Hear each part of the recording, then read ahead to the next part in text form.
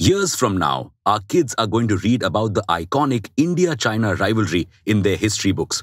Because we aren't just competing with China over border issues, we're competing with the country on an economic front as well.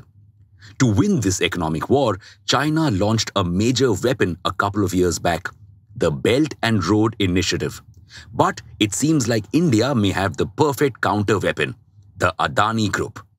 Welcome back to Revolution Read On, a daily podcast where we break down one story from the world of business and finance. Click on the subscribe button to never miss an update from us. Here's your story for today. To understand how the Adani Group can be our Brahmastra, we first need to get context.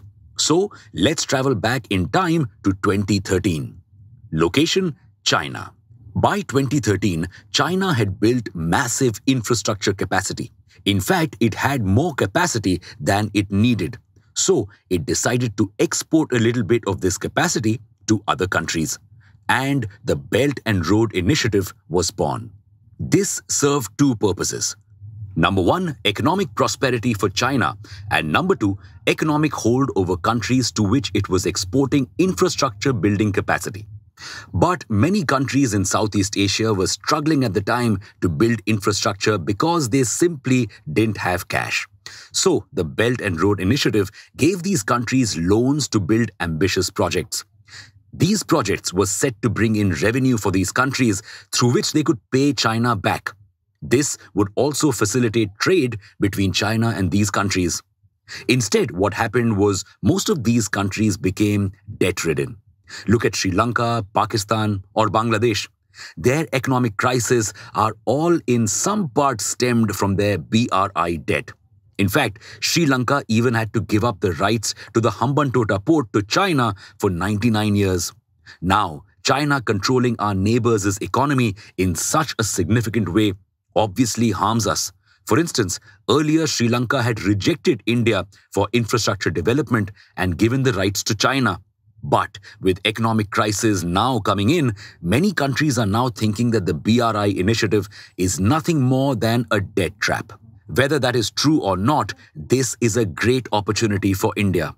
Now, while the Indian government may not have the bandwidth or the money to sign projects with multiple countries overseas like China, we do have a company that can do this, the Adani Group. It already has an expertise in developing ports, something that China was focusing on under the BRI initiative. Plus, Adani Green can also help countries shift to green energy, something that is in vogue right now. In fact, the Adani Group has already been making a lot of progress in this aspect. It has been providing power to Bangladesh and Sri Lanka and has signed a few other infrastructure as well. One such deal is the development of Colombo West International Container Terminal. Adani Group has a 51% stake in the project. This port is super close to a port China controls in the country, putting us on a similar footing with it. And that's not all. The Adani Group has also signed deals to launch two green energy projects in northern Sri Lanka. It has also won the tender to take over the Haifa port in Israel. All of these acquisitions will not only benefit Adani, but also help India get an edge over China. The BRI initiative had helped China build trade relationships with many countries, and the Adani Group could now do the same for India. There's just one catch. These projects could turn unsustainable for the Adani Group. Sri Lanka is anyway in the middle of an economic crisis. If it is unable to pay debts, then it could cause trouble for the debt-ridden conglomerate. On the other hand, this could be a great way for the Adani Group to get foreign investment. Huh? You see, a lot of Western countries want to put an end to China's Belt and Road Initiative because it has led to China's growing dominance.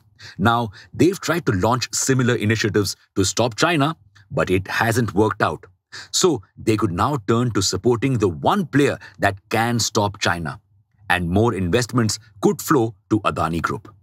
But to get these investments, the Adani Group may have to be a little more transparent about its finances, which would be a great thing for retail investors betting big on the group.